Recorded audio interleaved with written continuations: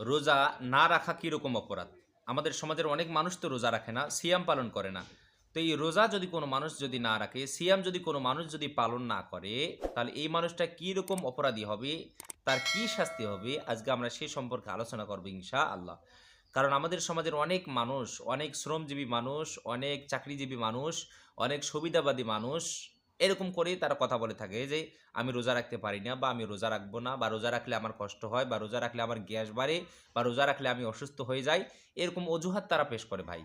কিন্তু এই রোজা না রাখা কিরকম অপরাধ, রোজা না রাখলে কিরকম শাস্তি হবে, আজকে আমরা সে সম্পর্কে জানবো। কারণ এই বিষয়গুলো যদি আমরা জানি, তাহলে আমাদের রোজার প্রতি একটা গুরুত্ব তৈরি হবে, ভালোবাসা তৈরি হবে। আমরা এই রোজাকে আমরা কখনো ছেড়ে দেব না। এজন্য ভিডিওটি সম্পূর্ণ দেখবেন এবং ভিডিওটি দেখে উপকৃত হয়ে থাকলে অবশ্যই ভিডিওতে একটা লাইক দিবেন এবং চ্যানেলে নতুন হয়ে থাকলে অবশ্যই চ্যানেলটি সাবস্ক্রাইব করবেন। তাহলে চলুন কথা না বাই আমরা জেনে নেই রোজা না রাখা কিরকম অপরাধ।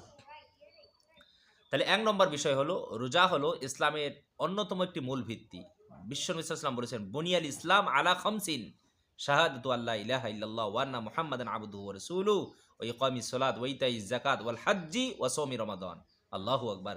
তাহলে ইসলামের মূল ভিত্তি হলো ৫টি, তার মধ্যে অন্যতম একটি হলো সওমু রমাদান, রমজানের রোজা। এই রমজানের রোজা হলো ইসলামের একটি মূল ভিত্তি।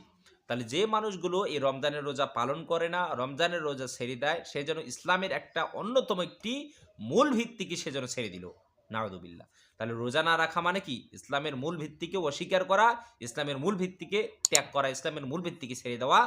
তাহলে ইসলামের মূল ভিত্তিকে যদি কোনো মানুষ যদি ছেড়ে দেয়, সে কখনো নিজেকে মুসলমান দাবি করতে পারে না।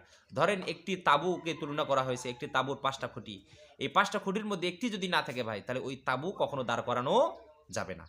ঠিক তদ্রূপ হলো ইসলামের মূল ভিত্তি হলো ৫টি, তার মধ্যে একটি হলো রোজা। আপনি আমি যদি রোজাকে যদি ছেড়ে দেই, তাহলে কখনো আপনি আমি মুসলমান হতে পারবো না। ২য় নম্বরে হলো, রোজা ছেড়ে দেওয়া হলো কবিরা গুনাহ। তাহলে যে ব্যক্তি ফরজ তরক করে তার কি হয়ে যায়? কবিরা গুনাহ হয়ে যায়। এবং আল্লাহ তাআলা সূরাতুল বাকারার মধ্যে বলেছেন যে, "ফামান শাহিদা মিনকুমুশ শাহরা ফালিয়াসুম", যে তোমরা যারাই পবিত্র মাহে রমজান পাবা, তোমাদের জন্য রোজা রাখা কি? ফরজ। এই রোজা রাখা হলো ফরজ। তাহলে যে মানুষগুলো অবহেলা করে, অলসতা করে, বিভিন্ন ধরনের অজুহাত দেখিয়ে, অজুহাত পেশ করে যারা রোজা রাখবে না, এদের কি গুনাহ হবে? কবিরা গুনাহ হবে। ৩ নম্বরে রোজা না রাখা কিরকম অপরাধ? এটা হলো কুফরি সদৃশ্য। তাহলে যারা রোজা যারা রাখে না, তারা যেন কুফরি যেন তারা করলো, তারা যেন কাফের যেন হয়ে গেল। এই কুফরি তারা করলে সাথে সাথে তাদের কি গুনাহ হয়ে যায়? কবিরা গুনাহ হয়ে যায়। হযরত আব্দুল্লাহ ইবনে আপনার আব্বাস রাদিয়াল্লাহু তাআলা থেকে বর্ণিত, দেখেন কত বড় কঠিন একটা হাদিস বিশ্বনবী সাল্লাল্লাহু আলাইহি ওয়াসাল্লাম বর্ণনা করেছেন যে, ইসলামের হাতল ও দ্বীনের মূল বিষয় হলো ৩টি। ইসলামের হাতল এবং দ্বীনের মূল বিষয় কয়টি? ৩টি। যারা যার উপর ইসলামের মূল ভিত্তি, যে ব্যক্তি এই ৩টি মূল বিষয়কে পরিত্যাগ করলো, রাসূলুল্লাহ সাল্লাল্লাহু আলাইহি ওয়াসাল্লাম বলেছেন যে তাদের রক্তপাত ঘটানো হলো বৈধ।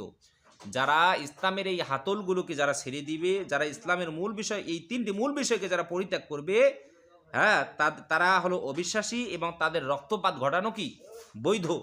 ১ নম্বর হলো কালিমা, ২য় নম্বর হলো নামাজ, ৩ নম্বরে কি? রোজা। দেখেন এই ৩টা জিনিসই কি? ইসলামের হাতল বা ইসলামের মূল ভিত্তি। এই ৩টাকে যারা ছেড়ে দিবে তারা কাফের হয়ে যাবে, তাদের রক্তপাত ঘটানো কি হয়ে যাবে? বৈধ হয়ে যাবে। এরপরে রাসূলুল্লাহ সাল্লাল্লাহু আলাইহি ওয়াসাল্লাম বলেছেন, যদি কোনো মানুষ পবিত্র মাহে রমজানের একটি রোজা কেউ যদি অবহেলা করে, অলসতা করে বা বিভিন্ন ধরনের অজুহাত দেখিয়ে তারা যদি রমজানের একটা রোজা যদি তারা যদি না রাখে, রাসূলুল্লাহ সাল্লাল্লাহু আলাইহি সাল্লাম বলেছেন, হযরত আবু হুরায়রা রাদিয়াল্লাহু তাআলা আনহু থেকে বর্ণিত, রাসূল সাল্লাল্লাহু আলাইহি ওয়াসাল্লাম বলেছেন, যে ব্যক্তি প্রয়োজন ছাড়া বা কোনো রোগ ব্যাধি ছাড়া রমজানের একটা রোজা তারা যদি না রাখে, তাহলে এই একটা রোজার বদলে তারা যদি সারা জীবন রোজা রাখে, তাহলে পবিত্র মাহে রমজানের একটা রোজার সমান হবে না। আল্লাহু আকবার, আল্লাহু আকবার। তাহলে দেখেন রমজানের রোজার কতটা দাম।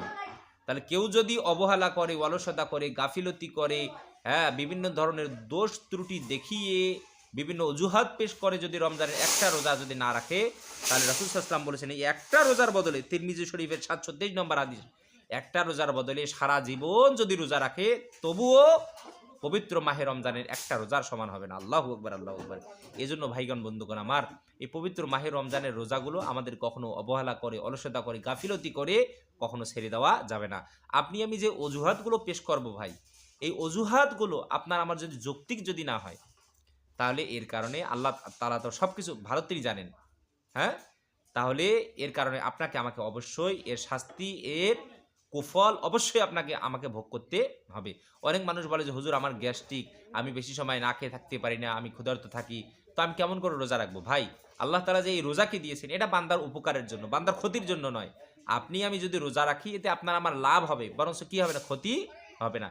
এতে রোজা রাখলে মানুষের গ্যাস দূর হয়ে যায়, মানুষের শরীরে যে ব্যাকটেরিয়া, মানুষের শরীরে যে রোগ জীবাণু এগুলা দূর হয়ে যায়। হ্যাঁ, মানুষ দিনের পর দিন মানুষ কি হয়ে যায়? সুস্থ সবল হয়ে যায়। আল্লাহ তাআলা তার দেহটাকে শুকিয়ে আবার কি করে দেন? তরুতাজা করে দেন। এই কারণে আমরা পবিত্র মাহে রমজানের রোজাগুলো আমরা কখনো ছেড়ে দেব না। ইনশাআল্লাহ। রব্বুল আলামিন আমাদের সবাইকে রোজাগুলো সঠিকভাবে আদায় করার তৌফিক যেন দান করেন। বলি আমিন।